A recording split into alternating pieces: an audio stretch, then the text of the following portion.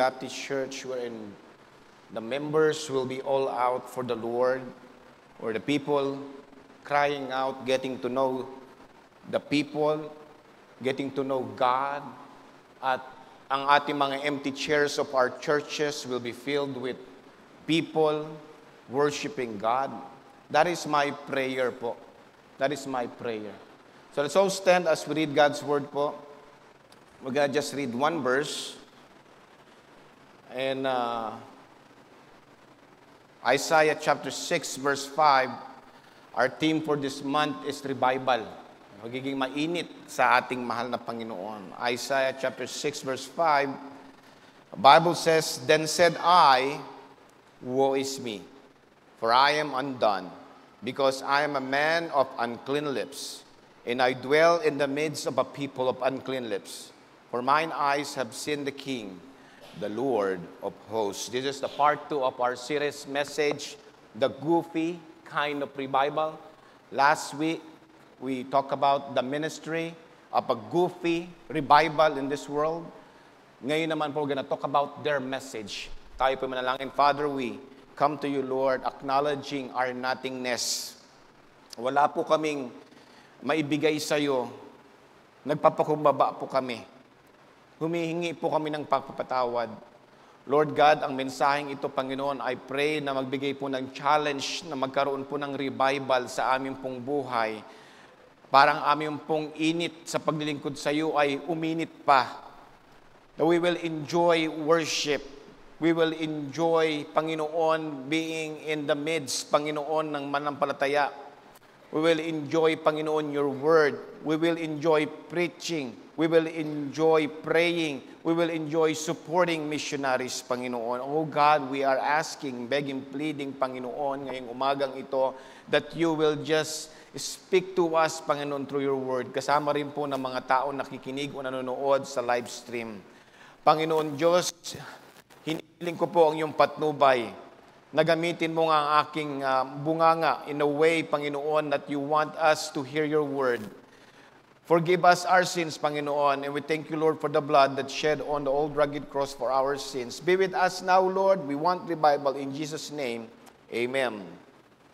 Nakita po natin how serious and how sensitive these people in the late 1800s or 1900s were in. Nagsama-sama ang mga manampalataya, and even yung mga tao na they are mocking God when they hear the word of God being preached by the holy man, sila po ay nagsisisi at lumalapit sa Panginoon. Not just hundreds, but thousands. And those were the real revival. Pero kung titignan po natin ngayon the so-called pseudo-Christianity na puro mga peke, it's all about superficial, all about program. We are so engrossed with tinatawag natin na activities, but sadly, dito po yung tinatawag na fleshly revival because God is not in it. Ang tawag ko po doon ay goofy kind of revival. Goofy is a slang word for ridiculous, silly, stupid. At kung titignan po natin, yan po yung isang picture po na sa Disney na character na si Goofy. And sadly po, marami pong so-called Christian is acting like Goofy. Amen? Instead of being sensitive sa Holy Spirit and crying out and repenting towards God, most churches today are filled with preachers that are comedians. Preacher that is a performer. We cannot have revival if we have this kind of attitude sa ating pong simbahan. This character, Goofy, is a anthropomorphic dog known for his silly personality and iconic laugh. It is attribution of a human traits, emotions, or intention to non-human entities. Alam niyo mga kapatid, worship are to be regarded seriously. But instead, our Christianity became goofy. Amen? Back in the old days, pag pumasok ang isang tao, kahit hindi manampalataya sa simbahan, sila ay nanginginig. Meron silang respeto. Para sa kanila, ang simbahan ay sagrado. It's very sacred. But now, churches today, ay ginagawa lang parang entertainment. Worship are to be regarded seriously. Kung titignan po natin, churches today spend thousands and sometimes millions hiring professional worship leader that don't know God. Nakuha natin yon? May mga tao sa simbahan para mapaganda ang kanilang worship service is they're hiring unbelievers to perform on the stage that they don't know God. Kaya nga tayo sa Subic Bay Baptist Church, it's very important for us that ang ating pong music leaders, the pianist, the nagbabiolin, the song leader, should be sold out for God. They're not hireling.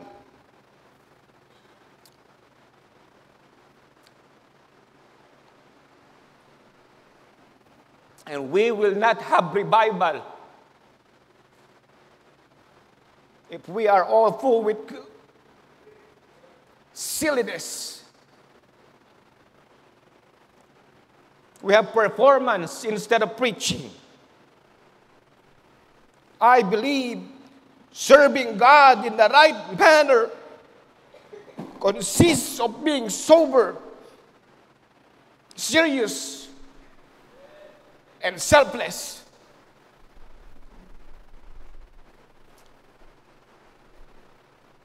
In Isaiah chapter 6, verse 1 to 5,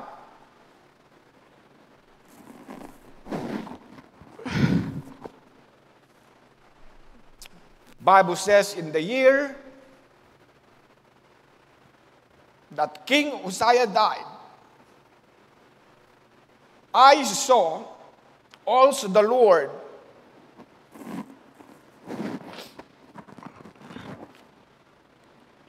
sitting upon the throne, high lifted up, and his train filled the temple.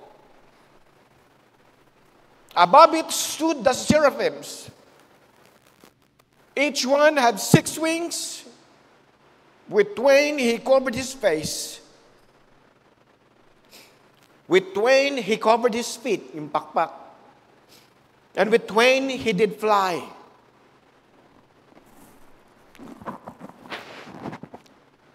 And one cried unto another and said, Holy, holy, holy is the Lord of hosts. The whole earth is full of His glory. Let me tell you, mga kapatid, God is holy. Banal ang Panginoon. And if we want revival sa ating family, we want revival in our church, there is no space of silliness and playing around sa ating pong kalagitnaan. Isaiah saw that. He said, the whole earth is full of His glory. And the posts of the door moved at the voice of him that cried, and the house was filled with smoke. Of all these revelations of God to Isaiah, he's close to God. Napakalapit niya sa Panginoon. Alam mo, pag napakalapit mo sa Panginoon, you don't have room for sin. The very presence of God will incubate you. Alam mo, incubate, namimisa ka, you're bringing life. And everything you do, everything you touch, magkakaroon ng buhay, hindi patay. And when all those revelations of God to Isaiah, look at his attitude. He did not rejoice of this victory. He did not say, wow, galing natin, we have all of this revelation. Tagumpay. But instead, in verse 5, sabi niya, then said I, woe is me, for I am undone, because I am a man of unclean lips, and I dwell in the midst of people of unclean lips. For mine eyes have seen the King, the Lord of hosts. Isaiah's visions of God's holiness vividly reminded the prophet of his own unworthiness, which deserves judgment. If you come here this morning, amen, asking about God's blessing, and be not be moved with a repentant heart na walang pagsisisi, baliwala ang pagpunta mo dito. I remember this song, I Stand Redeemed. The lyrics goes this way, even at my best, I am so unworthy.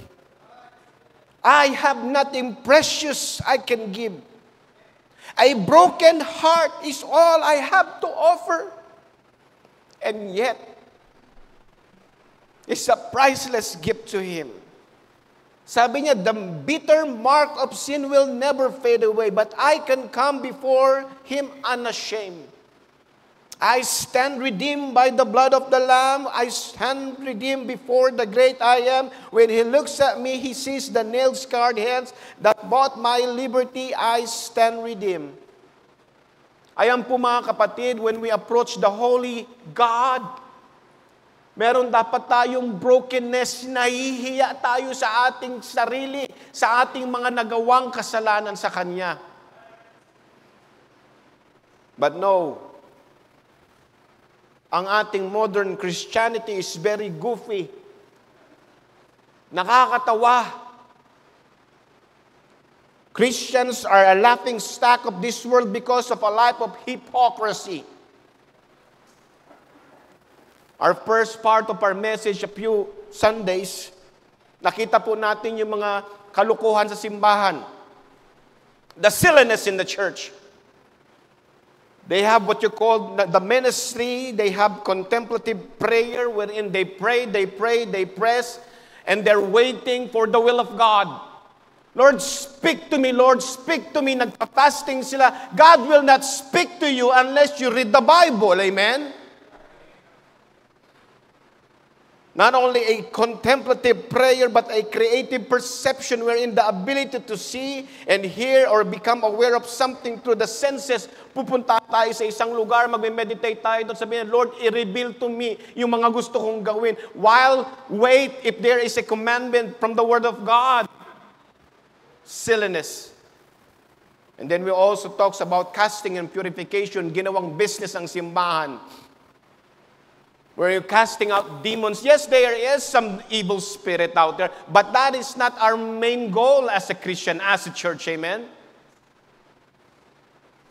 The wrong ministry, the silly ministry, can only be originating from our message this morning. Ano yun? Part 2 ng ating message. The goofy kind of revival is not only an error in the ministry, but also in the error of the messages we hear in the churches. Napakadali lang po malaman yun. If the ministry or the message is centered around man, that is heretic. Ano yung heretic? Mali. The ministry of the church and the message of the church should always, without no controversy, should always centered around Jesus Christ. Bibilisan ko na po ito. The messages we hear most of the time in the church is number 1, just be good. I talked to a young person back then and asked them, kaibigan, paano ka makapunta sa langit? Alam mo ba papunta sa langit? I said, yes, Pastor, just be good. Just be good. And majority of the people you ask, how can we inherit the kingdom of God? Just be good. My question this morning, can we be good without God? Can we be good without God? Well, superficially, yes. Outwardly, we can be good. We can be morally upright outwardly. Socrates was a philosopher who was predominantly interested in ethics. He believed that knowledge and virtue are inseparable, and that the law of the ideals or justice, beauty, bravery, and honesty are unchanging. He developed a philosophical method of rigorous examination and questioning to pursue the truth and good. He claimed that only life worth living was one that was conscious and ethical, and that ignorance and vice led to lesser life. Well, that is good. Morally, mga kapatid, knowledge and goodness without Jesus is just a smart sinner. Naintindihan ba natin yon? Ang inyong edukasyon, ang inyong kaalaman, ang inyong kabutihan ay mabuti yan. Ngunit kung wala si Jesucristo, ay isa ka lang knowledgeable, condemned individual. And sadly, there is a lot of good, morally taxpayers in hell. But the message we're hearing in most churches today is just be good. Be a good father. Be a good mother. Be a good individual. When I say be good, it talks about compromising.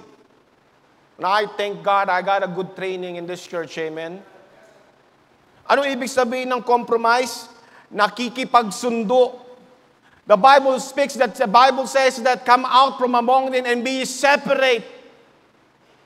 Ang simbahan dapat hindi nakikipagsundo sa sanglibutan. The world's philosophy, the world's lifestyle, the world's entertainment, the world's sinasabi na ito yung tama at ito yung mali. No, we don't get our opinion, our doctrine, our conviction from the world, but rather we get our message, our conviction from purely in the Word of God. Be a nice person. Napakalaking simbahan ng lumalaki ngayon, a seeker-sensitive church movement. Sabi ni Pastor Ted, Ted, how come we got empty chairs? Pastor Ted, you know what? Why we got empty chairs? Because we're preaching the Word of God. But the seeker-sensitive church will change this light into strobe light.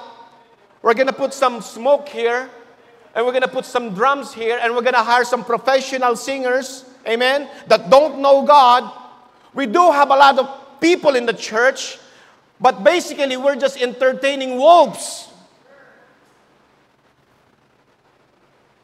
You know what seeker-sensitive church is all about? The seeker-sensitive church movement aims to reach out the unsaved individuals by creating a comfortable, inviting, and non-threatening church experience. The hope is that these seekers will believe in the gospel. Seeker-sensitive church often use theatrics, musical entertainment, and state-of-the-art technology to entertain attendees. However, they tend to avoid discussing divisive topics like sin, hell, or repentance. They will not mention sin. They will not mention repentance. And they will not mention about hell. Seeker-sensitive church accepts all people in their lifestyle and all about attendance. As long as everyone is happy, good, and blessed, that's good enough. But folks, true revival is not being happy in Jesus. To be happy in Jesus. Ganun lang ba na? No. Revival is brokenness. Yung merong pagsisisi sa puso. Yung nakikita katulad ni Isaiah, sabi niya, woe is me! Makasalanan ako. Revival is not feeling good nor happy with Jesus. It's a state of brokenness and knowing the need of God that is repentance and that need incubate with the one to be close to the mighty God. Sabi ko nga kanina, instead of feeding the sheep, the church are engrossed with entertaining the wolves. Who knows Mark Driscoll? Pastor Dad, do you know Mark Driscoll? He is the founder of Marsh Hill Church, I believe. I don't really know him, but I kind of commend him. He was invited to be one of the key speaker sa isang men's meeting, men's fellowship. It was really big. It is an annual thing. The annual event by James River Church, and exists to inspire and equip men to live out God's vision for manhood and to be husbands, fathers, and leaders God called him to be. At ano doon, maraming lalaki. But the very first performance na what they did in a church, not in a church, but in fellowship, of this man na supposed to be encouraged and be corrected. Alam mo ginawa nilang first performance? They have a pole, tubo. And they hired this male stripper that used to work in Las Vegas to perform an act about man's strength. Merong isang tubo doon na mataas. Nagkaroon tugtog. Palakpakan yung mga lalaki. Dumating yung lalaki. Hinubad yung katawan. Yung pinakita yung katawan. Hinubad din, naka-short pants na, tapos alaki ng katawan, may six-pack. Umakyat doon sa pole. Nag-pole dancing. And this supposed to be biblical manhood. They want revival. Sumayaw-sayaw doon. Sino nakapanood ng pole dancing? Gert, nalapan ka na? It's wicked. It's even wicked if a man does it. Masama na nga yung babae, tapos yung lalaki nanonood, nagpo-pole dancing. Mas masama kung lalaki ka, pinapanood mo pa yung kapwa mo lalaki nagpo-pole dancing. And after that, hindi pa natuwa yun, nakahubad, kumuha ng espada. Espada. Espada. Nilunok yung espada. Palakpakan. Mark Driscoll was about to preach. Sabi niya ganon, I don't normally do this, but the Jezebel spirit is right here. The Jezebel spirit is right here. Nirebuke niya. I don't know about all of this. Sabi niya ganon, we're supposed to be here praising God and encouraging the men to be a godly father. What I've seen here is a Jezebel spirit. The Lord Jesus Christ came down sa atin. These guys want to go up. At may sinabi, nirebuke niya yung kaibigan niya nag-ano doon. You know what happened? They kick him out. I respect him, but later on he apologized. He apologized for rebuking. Ano bang sinasabi rito? Most churches today tolerate and even promote this kind of attitude in the church. At alam niyo ba, I did the research, that performer is a homosexual. Homosexual. Mga kapatid, we don't need transgender. We need transformation. We need transformation in our church leaders. We need transformation in our fathers and mothers. We need transformation in our members. We need transformation in our church in order for us to have that revival. Mainit na pagtanggap, mainit na pagtanggi sa kilibutan, at mainit na pagtanggap sa ating mahal na Panginoon. Simply because they are gifted. I'm telling you, I personally witnessed, me and my pastor witnessed that in California. Hindi pa tayo sa points natin, mukhang matagalan tayo. Introduction pa lang tayo. In California, we went to churches doon. Man, the music was just marvelous. Hindi ka tatamarin. You will be focused. Yun, alam mo yung pianista, galing talaga. Galing yung music nila.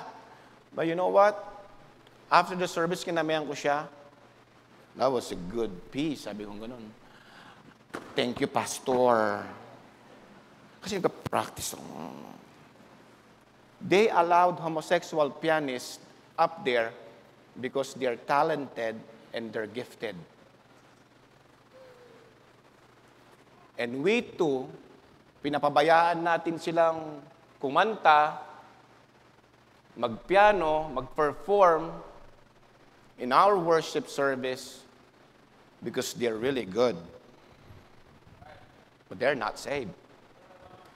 After the church service, they go out with their boyfriend, committing sin after sin, and then we wonder why there's no revival in our church. We wonder how come the Spirit of God doesn't move. People are sleeping in the church. People are talking in the church. People don't have respect in the church. May God forgive us. Mercy. Mercy, Lord, mercy. But the messages are just be good. Be good. They will answer to God. Hayaan mo na sila, maliligtas din yan later on. Alistair Begg. You know Alistair Begg, Pastor Ted? Alistair Begg? Anyone knows Alistair Begg? One of our great preachers of our modern time. Meron siyang anak na apo na ikakasal. Parehas bakla, kakasal. Alistair Begg stands by LGBT wedding advice with sermon on Jesus' compassion over condemnation. Sabi niya ganun, hayaan lang natin. We don't condemn homosexuality. We don't condemn those lifestyle. We should be compassionate sa kanila just like what Jesus did. Maging compassion tayo. Do not speak about the elephant in the room. Mga kapatid, kapag nakita ko yung aking pamangkin, si Jericho, na meron siyang boyfriend na pangalan Oscar, I'm gonna talk to him. I'm gonna tell him that is abominable. Why do I have to tell him that? Because that is compassion. Sasabihin mo yung mali.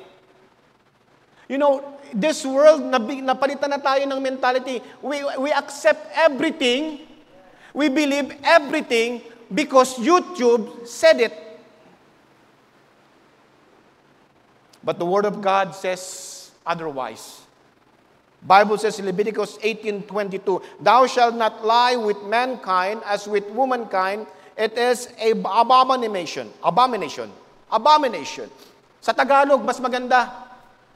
Huwag kang sisiping sa lalaki na gaya sa babae, ito ay karumal-dumal. Leviticus 20:13, "At kung ang isang lalaki ay sumiping sa kapwa lalaki," yung mga ibang basketball player dyan, sponsor, Jordan, o isang galing sa sapatos, bago na naman yan, magulang mo, hindi, sponsor.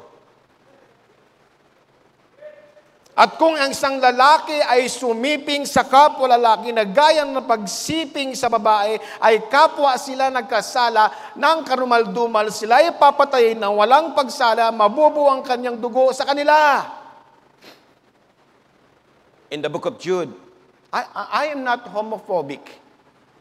Amen? Mayroon akong mga kaibigan na bading. But I don't approve their lifestyle.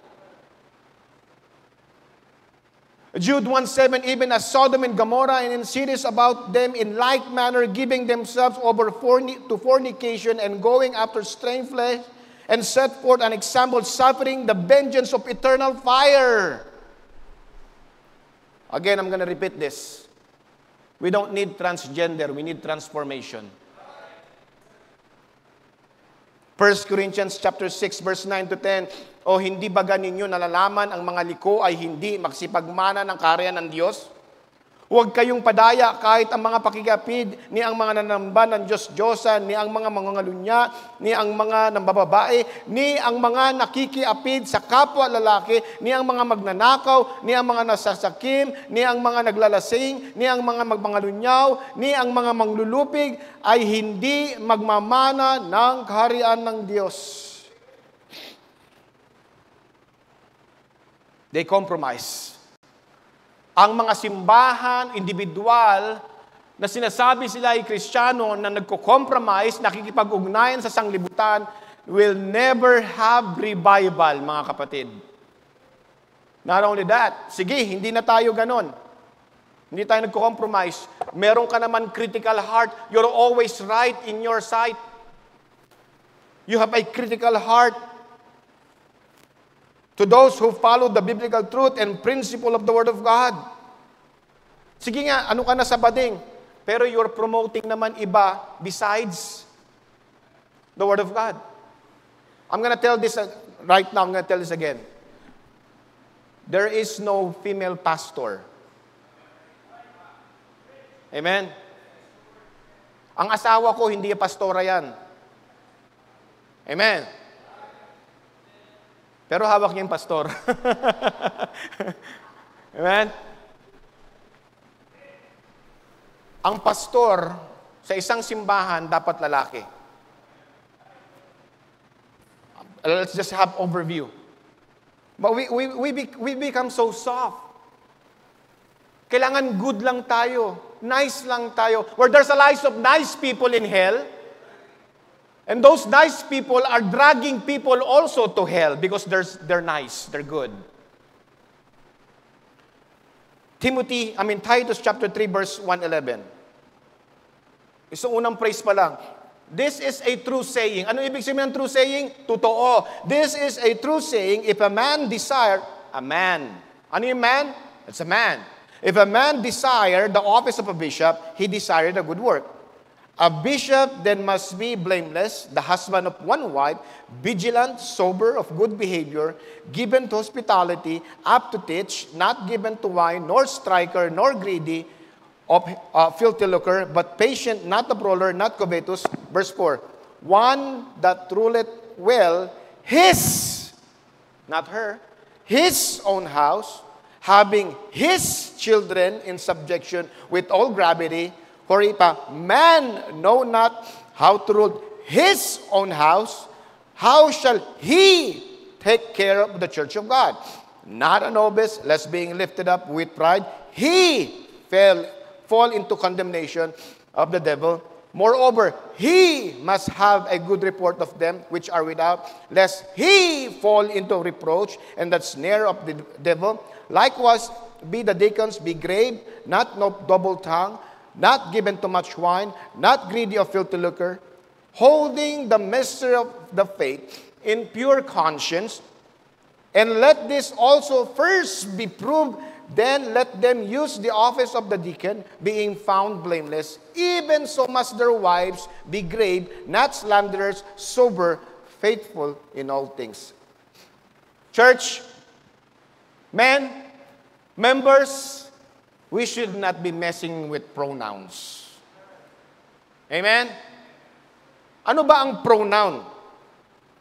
Pronoun is a word used instead of a noun or a noun phrase. Halimbawa, si Pastor Ted, Pastor Jolan, pwede ko siya tawaging he. Amen? Anong sabi ba pag sinasabi natin his or he? Singular, masculine, third person pronoun. When the Bible says his or he, ito'y lalaki.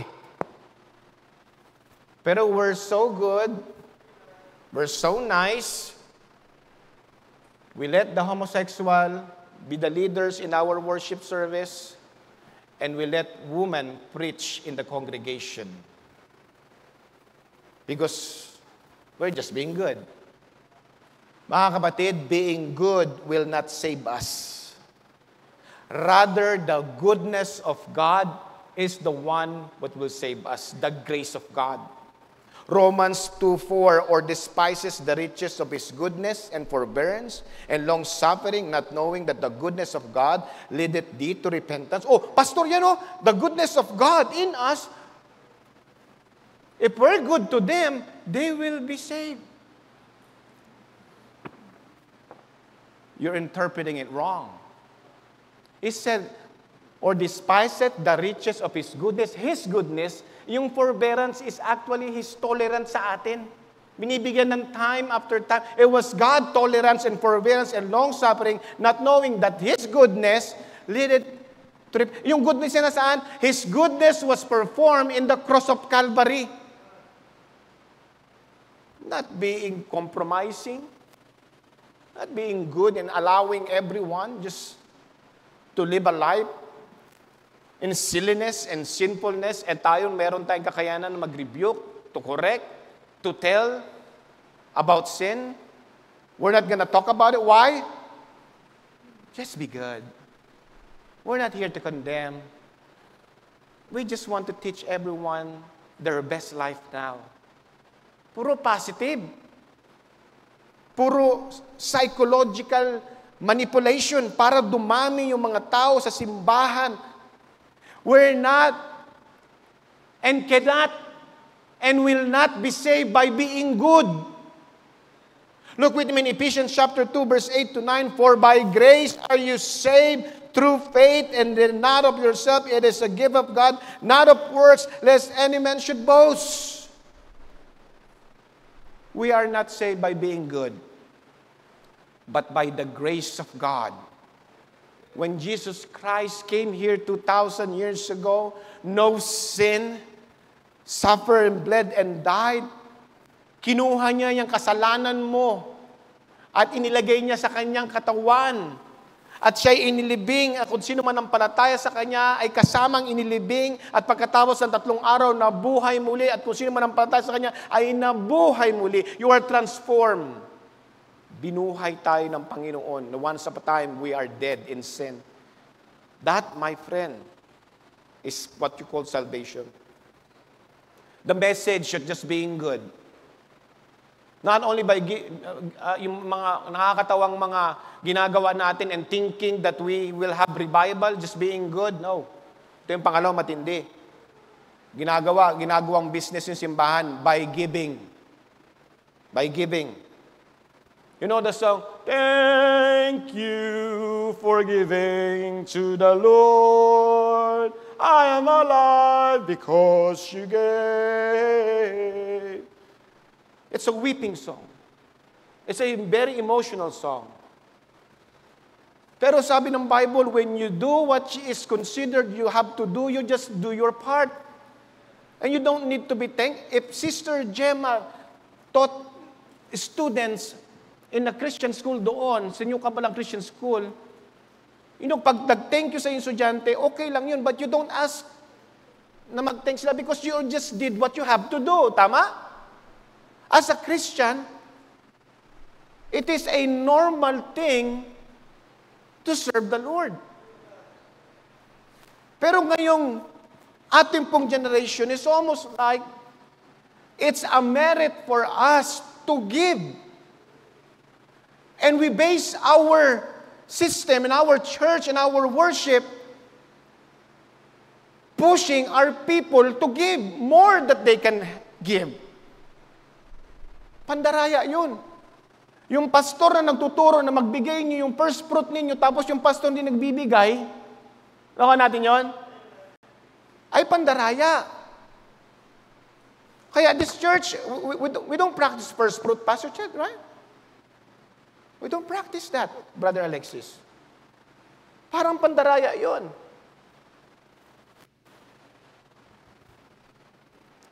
First fruit giving, I'm gonna give just pasada lang, ha? First fruit giving historically referred to a literal produce, harvest. The concept of first fruit is rooted in biblical times when people live in an agrarian society. Mga farmer na hindi makapagbigay ng kung ano at they offer their first harvest. Sino dito nagdadala ng mga gulay dito para sa first fruit nila? Wala. The Israelites would take from their first of their harvest and give God as an offering. In Proverbs chapter 3 verse 9, the Bible says, "Honor the Lord with thy substance and with the first fruit of all thine increase." Sabi sa Old Testament. Exodus 23:19, the first of the first fruit of thy land thou shalt bring into the house of the Lord thy God. Thou shalt not see a kid in his mother's milk. Ito rin, binibigay the first fruit. Deuteronomy 26:10, and now, behold, I have brought the first fruit of the land, which thou, O Lord, hast given me, and thou shalt set it before the Lord thy God, and worship before the Lord thy God. Alam niyo mga kapatid, this is Old Testament practice. Ano ba ibig sabihin yan? First fruit is the shadow of things to come. That is the Lord Jesus Christ. Look with me in 1 Corinthians chapter 15:20. But now is Christ risen from the dead and become the first fruit of them that slept.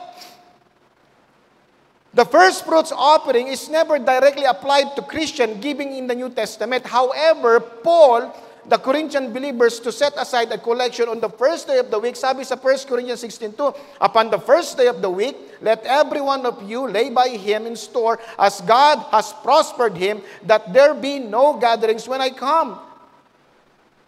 Yung first fruit po na tinituro ng mga ibang simbahan is ibibigay mo yung buong sahod mo sa Panginoon para pang-outing ng pamilya ng pastor. Hindi naman lahat siguro. When we give and worship to the Lord,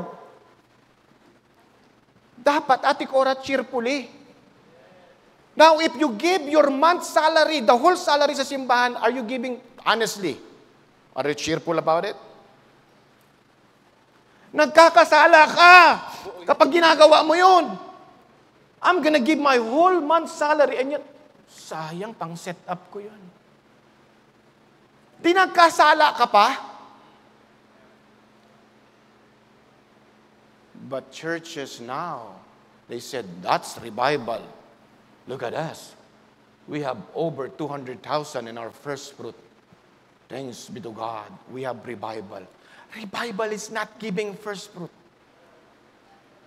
Revival is being moved with the Holy Spirit, being close to Him. At parang isang publikano, you smote your breath, boom! Have mercy on me, O God. I'm a sinner. Hindi giving grudgingly. Na, buong sahod mo, sis, 15,000, 20,000, magmayaman ka pa, 80, bigay mo lahat yan. Tuwan-tuwa si pastor. And we call it revival. No, it's a goofy kind revival. Because we are twisting the Word of God to get the members' money. Alam ko, I don't know about that kind of setup. Alam ko, may first fruit pa yan, may second fruit, may third fruit, may sacrifice giving, kung ano pa yung kung ano ng pakulo ng mga pastor na yan. 1 Corinthians 16:2. Okay lang ba tayo? Upon the first day of the week, let every one of you lay by him store, as God had prospered him, that there be no gatherings when I come. Just as the offering of the first fruit was occasion of thanksgiving, so the Christian is to give with gladness. If you will give your whole month's salary, Jedrick, sa church, honestly speaking, are you gonna be glad? Hindi daw. Umamin ka agad, di ba? No, totoo lang. Medyo may ano kanyan. Kasi mga ano tayo, we're in this flesh eh. Tapos kahit hindi ginamit ng pastor, nakita mo yung pastor, nagkaroon ng hilak, sabi mo, kinukuha yung offering nyo. Buti na lang walang first fruit sa simbahan natin. Baka sabihin nyo, galing yung Hilux ko sa, di ba? Sa first fruit. Wow. We do not manipulate member saying that we have revival because of our offering. Revival is not based on our offering. Revival is the closeness of individual to God, and they enjoy the fellowship. They don't look in their watch. They don't go to sleep. Amen? They are not late. They are not late. They are not late. Amen. They go to Sunday school, and they are not late. And they are not late. And they are not late. And they go to Wednesday prayer meeting, and they are not late. And they say, Pastor, we want some more. Let's have another Thursday prayer meeting. Let's have another Friday prayer meeting. Let's have visitation on Saturday. Let's have do this and that for the glory of God. Yun ang tunay na revival. Hindi uutuin yung member para sa first fruit, second fruit, third fruit, and giving. Kasi when you have revival in your heart, hindi mo na kailangang utuin ng member na magbigay sa misyon. You don't have to manipulate the members to give sa mga projects natin. It will be normal sa kanila. Pastor, anong need sa church? How can I help the church? Wala nang pang-uto-uto. Wala nang manipulation. First fruit symbolizes God's harvest of souls, illustrates giving to God from a grateful heart, and it sets patterns on giving back to Him the first and the best of what He has given us. Not being under the Old Testament law, the Christian is under no further obligation than to give cheerfully and liberally. Look with me in 2 Corinthians chapter 9, verse 6 to 7. Sabi, but this I say, he which soweth sparingly shall reap also sparingly, and he shall sow bountifully shall reap also bountifully. Verse 7, ito matindi. Every man according as he purposeth in his heart, so let him give, not grudgingly, or of necessity, kasi hindi nila kailangan ng Panginoon eh. He can build His church without us. For God loveth a cheerful giver. Mga kapatid, sure, our local church needs funds to pay the bills, build Sunday school rooms and repairs and mission in others. But that's not revival. Not only the message is be good or by giving, ang dapat natin isentro, and we're gonna be last na. I wish I still have 30 minutes, amen? Our message ought to be being good or excessively give and give and give and give and give and give and give and give and give. We should focus more by the gospel. Ang Ebanghelyo. Acts, huwag natin basahin, mahaba na eh. Ito lang, Acts 2:14-36. I'm gonna cut this now. Acts 2:37-41. Now when they heard this, what heard? Ano na yan? Giving?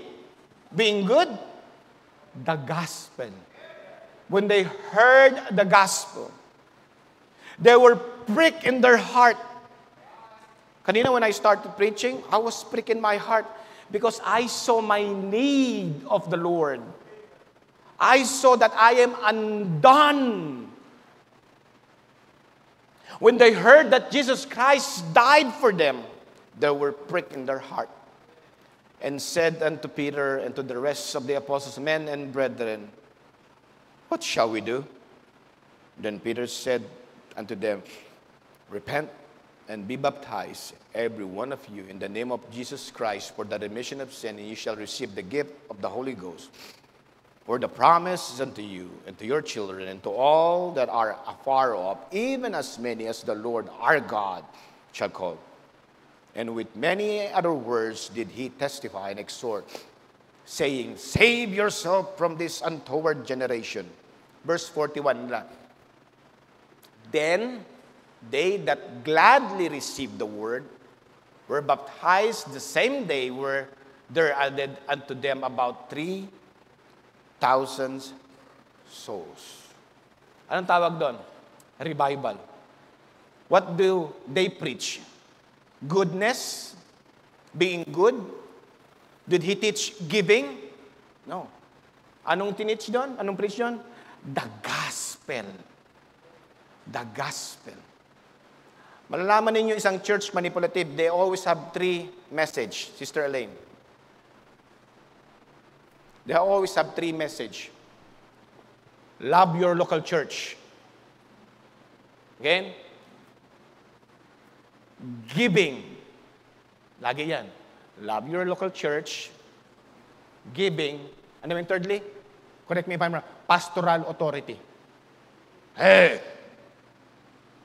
Respect your pastor. Be loyal to your pastor. Oh, you don't be loyal to me. I'm a man. You don't be loyal to Pastor Ted. We respect Pastor Ted twice. But our loyalty only goes for our Lord. Because I'm not gonna die for you. No matter how I love every one of you. John rin, pag ikaw, bahala ka, di ko mamatay sa'yo. Pag ikaw nagkasala ka, ha? Kapag nagkasala ka, tapos uhulihin ka, at sabi, oh, pastor, maliligtas siya, mamatay ka lang, bahala ka sa buhay mo. I'm not gonna die for you. But Jesus will die for you. And actually, He already died for you. I'm gonna cut this now. It's always facts. When they heard the Word of God, their heart was pricked. They have faith. And they received the Word gladly. Now, feelings. Emotions are fine if that emotion is twain to the facts of the Bible. So today, I'm going to ask everyone to stand up. It's okay to cry. It's okay to let loose. It's okay to enjoy emotion. As long as that emotion is toward the Lord Jesus Christ, who died purposely, intentionally, sa ating kasalanan. We don't like goofy kind of revival. We need a biblical revival in our church. And that only comes in preaching the gospel. I'm gonna repeat again what happened kay Pastor Ted. Baka most of you did not understood. Ano ang kantayin natin last song, Brother Jack? Sweet, sweet spirit. Turn your eyes upon Jesus, maybe. Let's change that to the sweet, sweet spirit. I want the Holy Spirit of God in our midst to move. Diba si Pastor Ted, he have a oversized fishing pole. How much did you pay for that? Maybe like $80? $80. And then when he arrived doon sa airport, i-check in yung gamit, sabi ganon, oh, you have to pay $500. I just paid $80 and you want $500? Nagkakagulo. Si Nanay is praying, Pastor Ted, I'm not gonna pay that. Now all out of shake, there's confusion, there's problem. He talked to the ladies doon sa airlines. It cannot be done, sir. It cannot be done. You have to pay $500. You know what? Sa ating buhay, may mga confusion. May mga problema. And then finally, sabi ni Pastor Ted, there's a man behind that counter. The man behind that airlines. He approached that man. He said, sir, is it possible to have this one free? Grace? He said, I know. I know what you're talking about. Is that a sports equipment? Oh, yes, sir, this is sports equipment. Sports equipment? Then it's free. Just like that man behind the counter. I know a man that he knows our frailty. I know a man that knows our discouragement. I know a man that who can. That is the Lord Jesus Christ, amen. Right this very moment, huwag tayong magpatumpik-tumpik. We're gonna sing a song, our last song. And if you don't know the Lord Jesus Christ, or maybe you know the Lord Jesus Christ, pero nais mong uminit pa ang iyong pananampalataya sa Kanya, won't you come and thank the Lord? Lord God, we want revival in our hearts. Lord God, we want revival in our church. Lord God, we want revival sa aming puso. Won't you come? Won't you come? o magiging katulad lang tayo ng ibang simbahan, we're more concerned about being good neighbor, good father, just give and give and give. No, we want to enjoy the gospel. The Lord Jesus Christ calls us as we sing, you come today.